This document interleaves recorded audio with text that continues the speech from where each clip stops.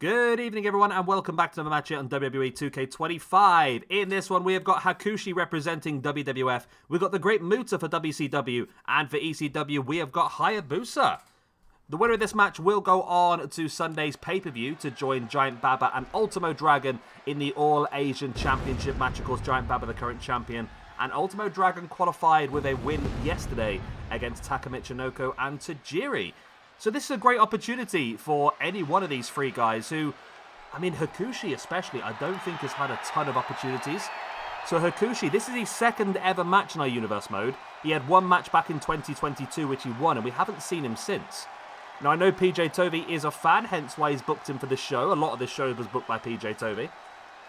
And this is a massive opportunity. I do think he is the underdog, though, I must admit. Great Muta, one of the greatest wrestlers of all time, not just in Japan. Obviously, Hayabusa's in there as well. Career cut too short, really. But was already on his way, if not already is a legend anyway, to be honest. I mean, he's one of those guys that when I grew up in the sort of late 90s, early 2000s, watching the Attitude Era and so forth, the likes of Hayabusa and the Great Muta were people that you always heard of, but you never saw. And obviously, as time's gone on, we need to get full advantage out of that as well. Great Muta, not good rate. I spelled it wrong. Great. How have I spelled great wrong twice in a row? My brain is not working, is it? Great Muta, there we go. He has had 20 matches so far, plus 9 overall. Not a great year, though, so far. He's had 2 matches this year, lost them both. 1 singles match and 1 tag team match, so he does need to pull his finger out a bit, and this is a great opportunity to do so. Remember, this is a triple threat match, so it is worth 3 ranking points. A win, he is 37th in the rankings already, but a win here would move him up about 10 positions to join Bruiser Brody, Jay White, and Rick Steiner on plus 12. But yeah, it's a big opportunity here for the Great Muta, who I think should be the favourite. But it's difficult to say with the amount of talent that is in this match, isn't it, really? Nice. Yeah, we've got to use more Muta. Seeing that he's on the game, we've got to make sure we utilise as much of Muta as we can. And finally then, we have got Hayabusa. How many times have we used Hayabusa? He has had 10 matches so far in our Universe mode. He sits on a -1 overall. We haven't seen him since 2023. So he had 4 matches in 2021, 4 matches in 2022, and 2 matches in 2023. And yeah, like I said, currently sits on -1 after those matches. Far too low for him. He should be a lot higher than that. Okay, we've got Big Daddy. This is an interesting entrance. I've not seen this one before.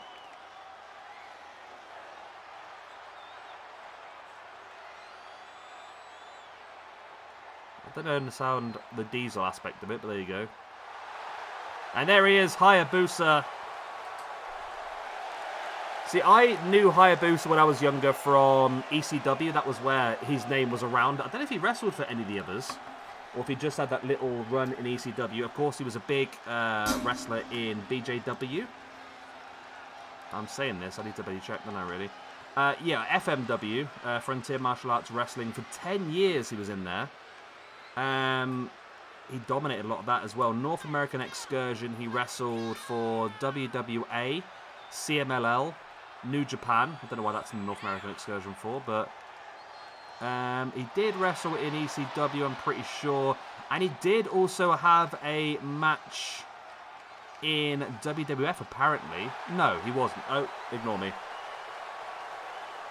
He wrestled in the United States, mainly in the Florida area, and during this time, WWF had expressed interest and offered him a tryout, but he declined. There you go. So yeah, he never actually did wrestle in WWF. I'm sure he did have a match in ECW at one point. But also wrestled a lot of the ECW guys over in FMW. I'm really struggling to make my brain work today. There we go. Okay, so his ECW matches were in 97 to 98. Made an appearance in ECW, Heatwave pay-per-view. He wrestled Jinsei Shinzaki, who is otherwise known as Hakushi. So, yeah, those two guys wrestled in ECW together. He also challenged... they joined as a tag team as well and challenged RVD and Sabu for the tag team championships. So, yeah, some pretty cool stuff. He also had a match in an ECW FMW Super Show That's interesting. When was that? That was in 1998 in Kurikan Hall. It was called ECW FMW, but really it was just the Dudley Boys. Shane Douglas and RVD and Sabu and Tommy Dreamer. Okay, there was a few names there.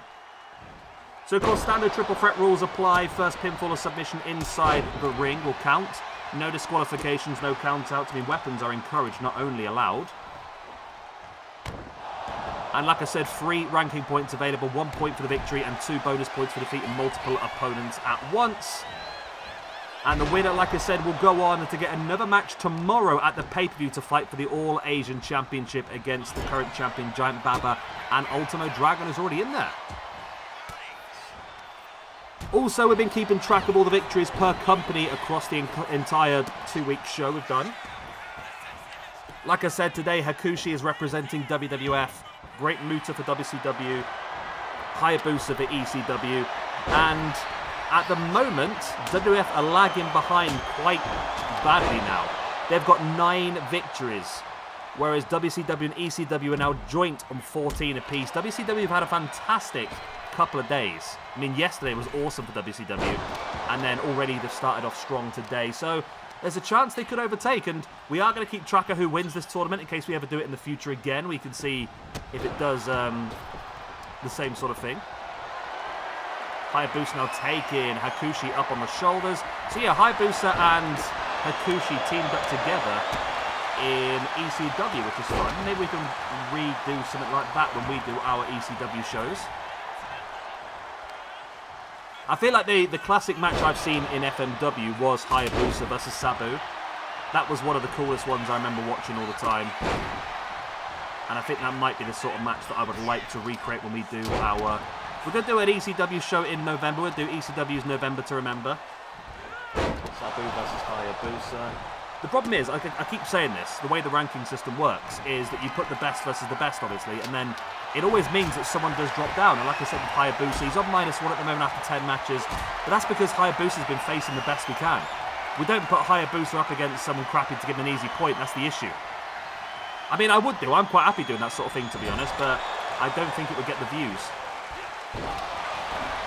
I mean, I could always do... I've dabbled with the ideas in the past of doing like a dark episode every now and again, just doing like a quick, speedy one where we just have people versus crappy people where the whole idea is to gain points. Nice Saito suplex there by Hakushi on the Great Muta. And yeah, this one really could go either way, to be honest with you. I'm not sure if there's anyone I would prefer to win. I mean, I was tempted, potentially, to say the Great Muta, just because I feel like on paper, Giant Baba versus Ultimo Dragon versus Great Muta looks insane.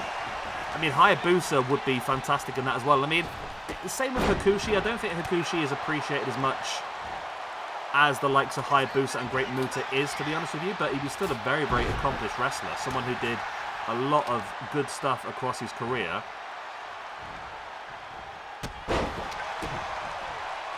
But we'll see. I say, it is what it is. The opportunities are there for those who grab them. And the best thing about this is we give the opportunities. It's up to the guys in the ring then to take those opportunities, and by doing so they guarantee themselves more matches. In Hakushi's vein, that is big for him. He's only ever had 1 match ever in our history. I might put him on that ECW list as well, just to make sure we do involve him in that. Let's put that forward to there. Boom. Jin. I should put Hakushi. I can't spell his other name. Hakushi. We'll make sure we get some use out of him in our ECW week as well. Maybe Hakushi versus Rob Van Dam. At the moment, I've got a couple of names listed down. We've got Dean Malenko versus Jerry Lynn written down. We've got Bam Bam Bigelow versus Spike. We've got Sabu versus Hayabusa even. Maybe RVD versus Jinsei Shinsaki, whatever his name is, would be a good one. As there's a Shining Wizard now by Muta. One of his big high-impact maneuvers. Doesn't go for the pin, though, because he saw Hakushi getting back up to his feet. Muta now, big slam onto the base. No. Hakushi reversed it into a DDT onto the baseball bat. He knows the big damage was just done by Hayabusa by Muta. tried to jump in and steal the victory, was not able to do so. Is the elbows in the gut now.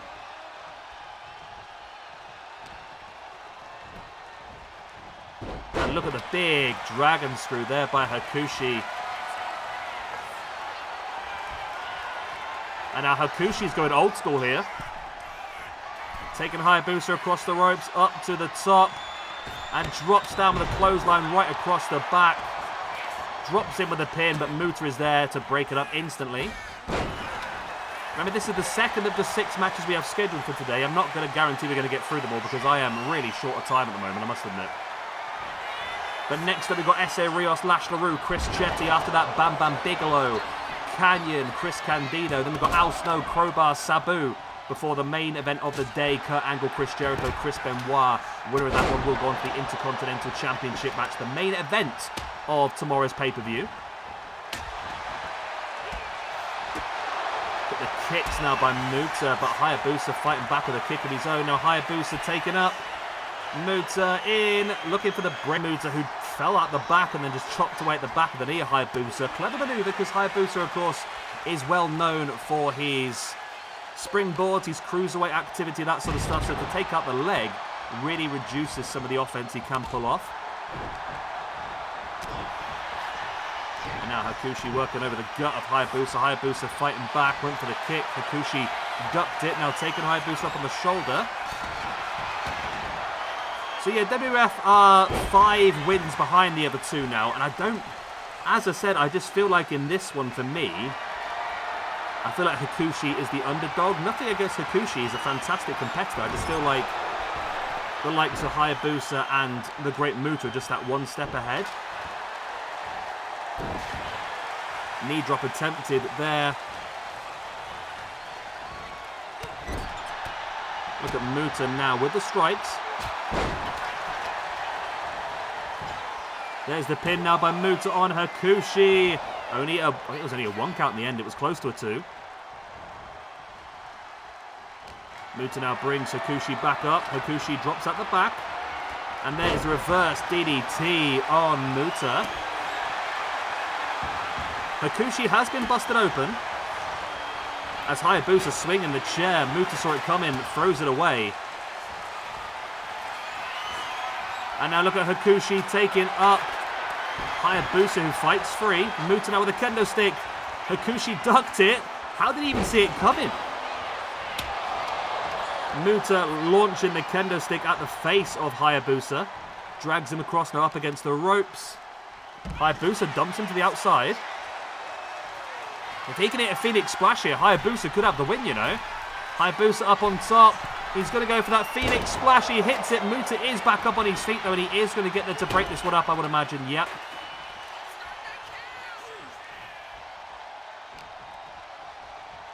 Muta now, big German suplex, folding Hayabusa in half.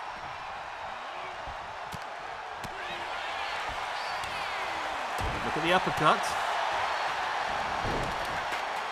And look at the headlock here by Hayabusa on Hakushi.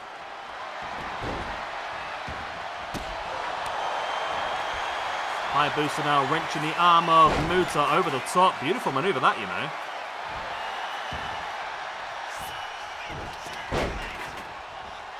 Muta bringing Hakushi back up.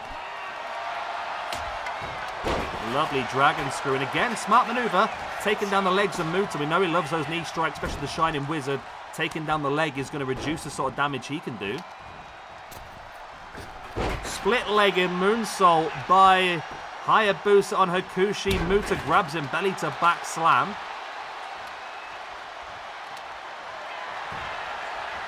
There's the pin now by Muta. Hayabusa's down on the outside. He's rocked. He's just realized what's happened. He wasn't going to get into the ring on time, I don't think. But now taking up Hayabusa. Oh, Hayabusa rolled him through in the Hurricanrana. But Hakushi was there to break it up, and Hayabusa now was swinging the punches. Hakushi caught him in the arm drag. Muta now with a backbreaker.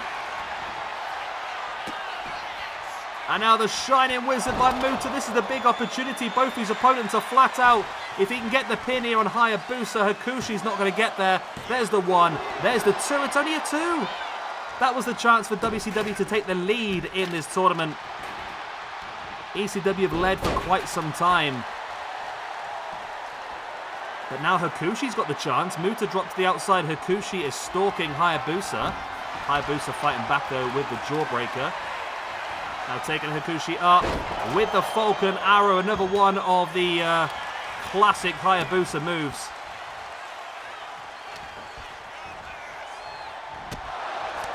So Hayabusa now with the strikes. There's the takedown. And look at that, just slamming the knees into the head of Hayabusa, bringing Hakushi back up. Off the ropes, big chop across the chest. Hayabusa fighting back with the elbow in the face. Springboarded off for the moonsault. Muta was able to move out the way. Hakushi grabs a hold of him with the feet. Hayabusa now snapdragon suplex. I thought he might have bridged for the pin there, you know, but he did not. Went for the moonsault. Everyone here just knows each other so well. They're just reversing everything.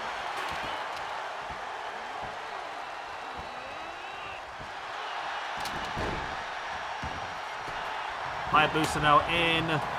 Hayabusa on the outside. Great Muta in with a pin on Hakushi. He's got it. Oh, Hayabusa was out the side. Oh, no. Hayabusa has really not judged that very well. He was outside grabbing the ring steps, didn't realise that Muta had gone for the pin, and that now puts WCW in the lead. What a couple of days it's been for WCW. They now lead with 15 wins. ECW's 14, WWF with only 9. I mean, it's not far away before WWF are going to be out of this, are they? We've only got 9 matches remaining, and WWF need to win almost every single one to have any chance to go on and win this tournament. I think they are completely out of this at the moment. Hayabusa then with the loss. He had the chance to break up the pin, and he was just too busy outside trying to grab the ring steps.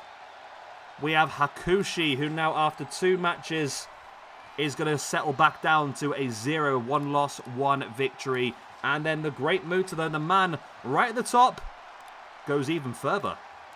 Those 3 points, of course, of winning a triple threat match is going to move him up 10 positions from 37th up to 29th, which is joint 26th with Bruiser Brody, Jay White, Rick Steiner. And the Great Muta then is moving on to our pay-per-view tomorrow to fight for the All-Asian Championship. What a triple threat that is, you know. Giant Baba defending against Ultimo Dragon and Great Muta. That is one hell of a match to open up our pay-per-view on Sunday. Make sure you are there. You're not going to want to miss it. I don't think either of these two guys have actually held. So the All-Asian Championship lineage at the moment is Go Shiozaki, Hiroshi Tanahashi, Antonio Inoki, Mitsuharu Misawa, the Great Khali, and Giant Baba. Either Ultimo Dragon or Great Muta could add themselves to that list tomorrow, or the Giant Baba could continue his reign of dominance. Right, I'll love you, leave you good night, God bless, I'll see you next time, bye-bye.